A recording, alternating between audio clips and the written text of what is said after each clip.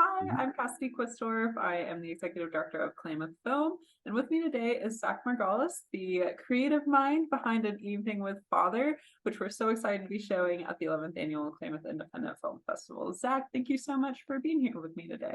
Oh, it is an honor to be here. Awesome.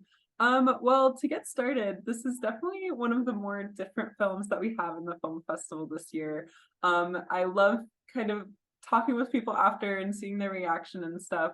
So what was kind of your process in making this film, and what were your hopes for really like nailing down kind of the story arc in this film?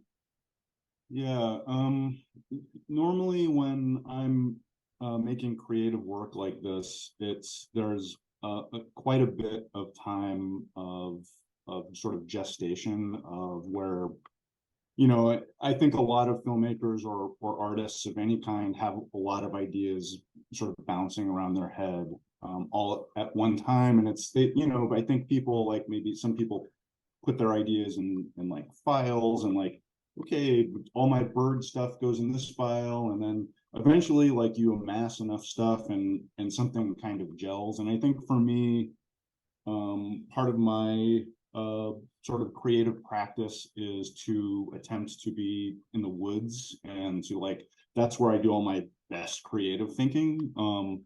And it was just, normally when I'm walking around and my brain is just sort of going on that, and it just, my file for that film, kind of everything congealed all at once during one of those walks in the woods, where it just suddenly, it kind of was weird. It appeared to me as a storyboard, which it doesn't always do, but when you storyboard things, it's kind of how you work out all your creative problems. How is the movie going to flow? And it kind of just on that walk came out fully formed as a sort of storyboard in my head. And there were a few problems to work out, but it when it presented itself to me at that point, that's when I knew, okay, I'm time to make this thing. Wow, that's so impressive. Just on a walk in the woods. I love that, Well, especially again, there was probably years of buildup, though. true. It's that all these sort of ideas in orbit, and then they just kind of land all at once, and you're like, oh, I know how to do this. Wow, that's so interesting. And as someone who maybe isn't as familiar, and people who are watching the film who may not be familiar with like the animation process, so what does that look like from going to that initial idea to the programs you use and the sketching out, and what does that look like, and how long does that usually take? Yeah, so this took a long time. Although in animation terms, I guess it didn't take that long. I was working on this thing for about 8 months, which seems like a long time for, um, 5, 6 minute film. The process is, for this one, it's always a little different depending on the technique. This is all computer generated.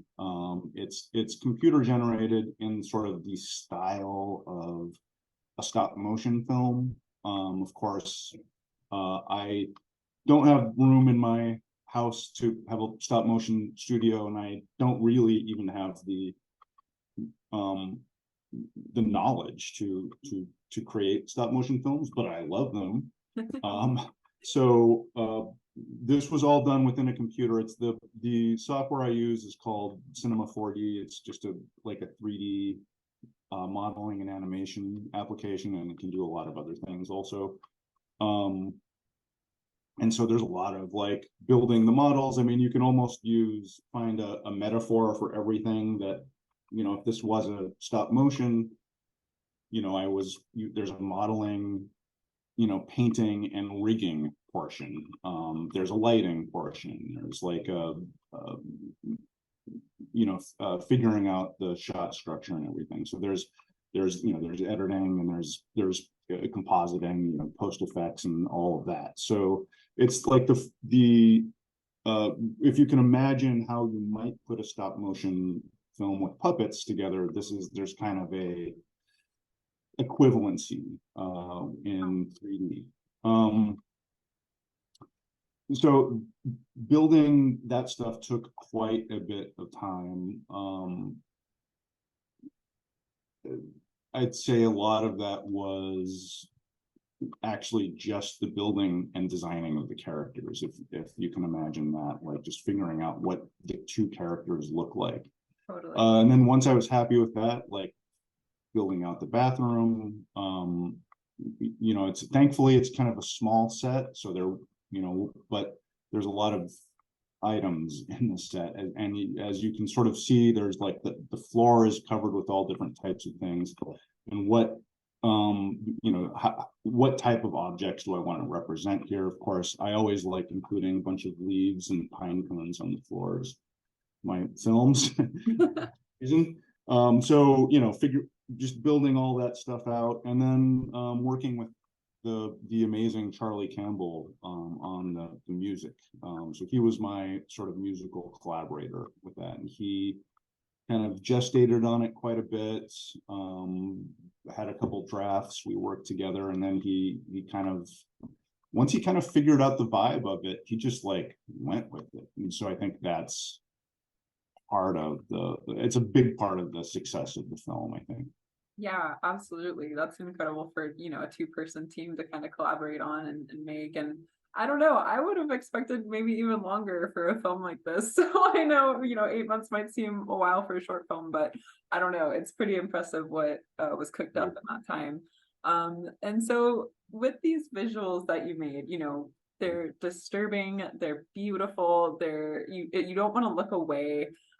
So, I hate asking artists like to kind of describe the film in their own words, or to maybe get across the point or what the story was. So are there any visual representations that you'd like to like point out, maybe that people might not have picked up on, or just kind of the story in itself? I mean, as I kind of said in my intro to the film, it is based on my relationship with my father, who, he's a singular and unique, amazing human being. And kind of, my parents are separated, so my experience with him was definitely like weekends, and how like he has kind of a unique lifestyle. He's kind of a night owl, and so fitting into his sort of life as a kiddo, there's a lot of like just staying up late, a lot of just hanging out in evening time, and we just like did a lot of watching of movies together. I mean, I kind of can give him credit for like maybe why I was so interested in becoming a filmmaker. Yeah, so it's kind of based on that relationship, and and some of the qualities of of having him as my dad. Of course, it's also kind of about it's about me as well, of attempting to I guess process a lot of those things, because we all have to process our parents and like figure out who they are, and like and we decide who we are based on that, and navigating those types of things. And so like, and it's scary too. Hence the film is kind of a horror film. It can be scary navigating those waters. So that's kind of in a nutshell what the film is about for me. Wow. Yeah, I love that. And definitely something everybody can relate to, processing those relationships and going into adulthood and figuring out who you are and who they are, other than just mom and dad. So yeah, exactly. Yeah. Absolutely. So how long have you been animating? And do you have any upcoming projects that you want to talk about? Yeah, so I studied animation at the Evergreen State College in the 90s. Wow. And I was interested in it even in high school and around then. I think I was maybe more interested in filmmaking. Like animation seemed like maybe a bit too much work, but I think because of my own sort of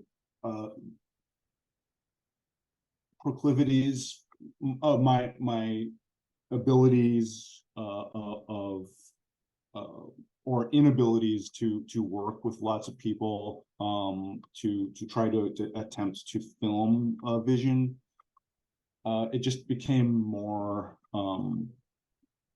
made more sense to animate. Um, and I think the first time I animated and brought something to life for the first time, I fell in love with that. Wow. Um, Sure. and it's these are inanimate objects that in my case, they don't even exist. They only exist on a computer. Wow. And to create like this life out of nothing, I think was just very intoxicating.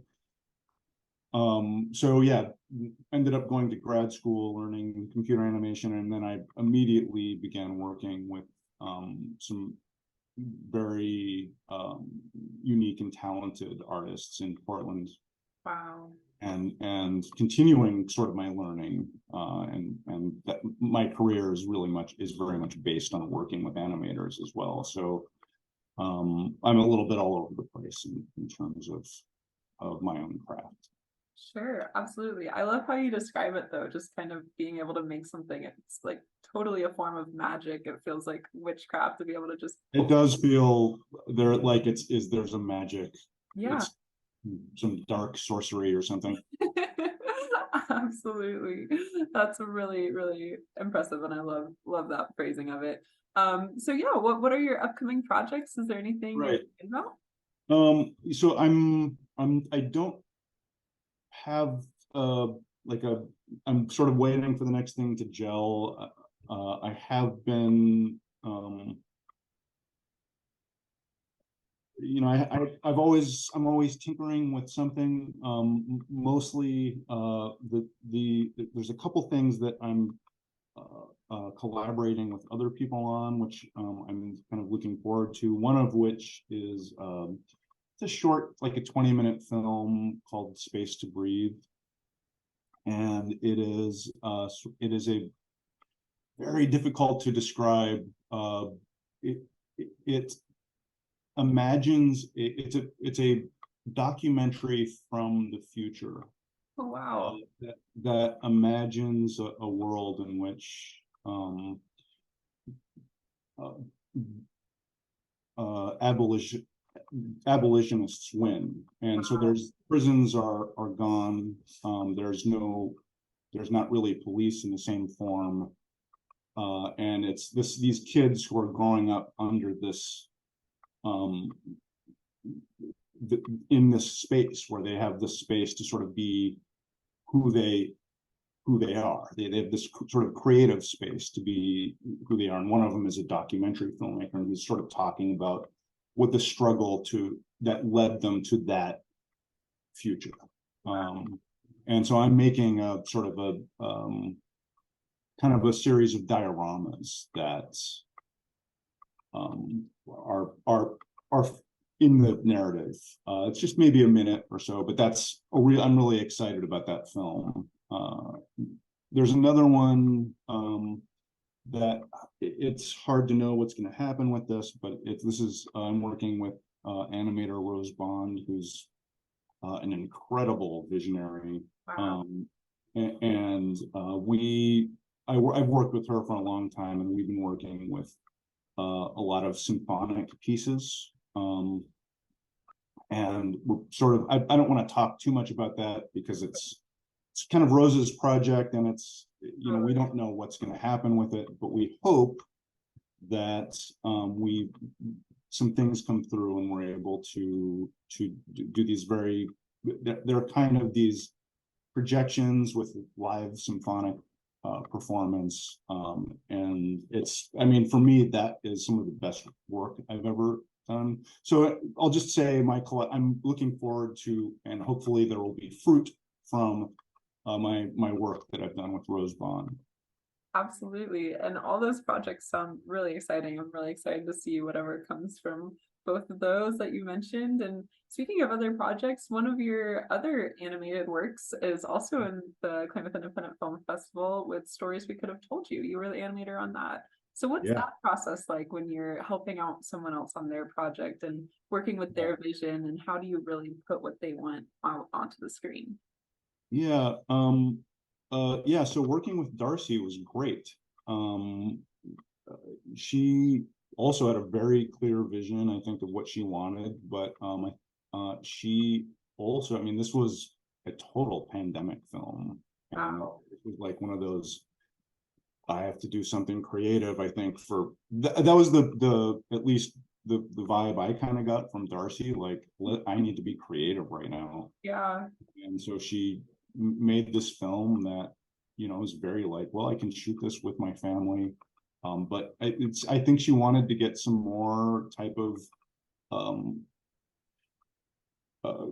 kind of creative voices in there. But she also didn't want to have a big production where there's a lot of people working in the same room. Totally. I mean, it kind of makes sense. Like, well, maybe I'll find an animator. And I don't know, I can't remember how she found me, but she tracked me down. I think I storyboarded out all, like, she had a bunch of these stories, and I storyboarded a bunch of them out, and we kind of had some back and forth. And working with her was great. She gave me a lot of creative freedom Wow. to animate these, and it's nice to have, like, um, a situation where, like, I'm not doing everything. I'm just sort of doing the visuals, and like having this sort of narration taken care of, the like a framework already made. But she did actually give me quite a bit of freedom to be creative on this, and I think that's can be scary for a director to do. So I really working with her was really amazing, and she trusted me to do it. And then, yeah, she also kind of directed me to, like once the pieces were sort of made, she was able to um, get them, sharpen the animation to sort of fit her project. So I think it was a really good collaboration. Wow, that's so interesting. And also, I just love how different kind of the animation is in Yeah. Stories I Could Have Told Mhm. You. And Yeah, another that kind was another fun aspect of it, is just like being yeah, able to explore this kind of just technically create these images that aren't normally the kinds I would make for my own work. So trying to create this kind of print, like wood block print style of but animated. It's a amazing. lot of fun. It's so cool. And it just shows kind of your spectrum too as an animator, like how different you can go in different directions. And again, kind of talking about that magic that you can create with different stories and things like that. So Yeah. very, very cool, very impressive. And you were also talking about how that's kind of like a pandemic work, we were all kind of going maybe a little stir crazy and stuff. And I have to say, with the films that we had submitted this year, it is by far like the highest quality of films we've ever. And I think it's just kind of goes Yeah. to show the Hmm. pandemic, and like people were cooped up and like working on this stuff by themselves. So it's been really impressive to see what people have been working on. Yeah, when you got time, Yeah. I mean, yeah, it's just like when you have time and space, um, it is like it's really amazing. I mean, I had a screening the other day. It was a different film, uh, documentary film about a group of animators who are all from Portland, and they're all of a certain generation. And Rose is one of them, and then another one is Jim Blashfield and Joan Gratz, and these are these like Portland animators who've been around for a while. And we were talking about that period of time in Portland where, in the '80s, and kind of leading into the '80s, where there's just like the tools were like the tools and resources were kind of there. We had like the Northwest Film Center. We had like the Technifilm was there. Technifilm, was that the name? But like a film lab. Will Vinton is starting to kind of do their thing, and then but that at the same time, rent is cheap in Portland, and you have these creatives who are just like, oh, I have time and space to be able to sort of make a vision. And of course, we're talking about the film days too. So it's like film actually isn't cheap, but when it's still like, the film equipment, like running celluloid through cameras and stuff. And this is what these folks were doing, and they're just finding ways to be creative because they had the space to do it. And it's interesting, especially in Portland, where we're sort of experiencing a dystopian amount of inaffordable housing, and losing some of these kind of creative institutions like the Film Center. Other things are rising into their place, but it's just not the same. And I think part of that is that we're in this space right now where there's just not a lot of love for art. But even worse, there's just no one can afford housing around here. And there's like, and if they do, they're working 58, 60-hour weeks. So it's times have changed quite a bit, and it's these things come in phases. I think right now, I think it's hard to imagine that this is sustainable. We hope that things move in a direction where people can, but this is just like one of the casualties of I'm not having affordable housing for people. So true. And just everything you're saying, it's so important, and definitely puts a lot of things in perspective, and also another just reason to support a lot of great nonprofits, I'm sure, that are working, and absolutely like independent arts. Yeah, totally. So well, Zach, thank you so much for chatting with us today. Was there anything else you wanted to say about An Evening with Father, or any other works, or anything like that?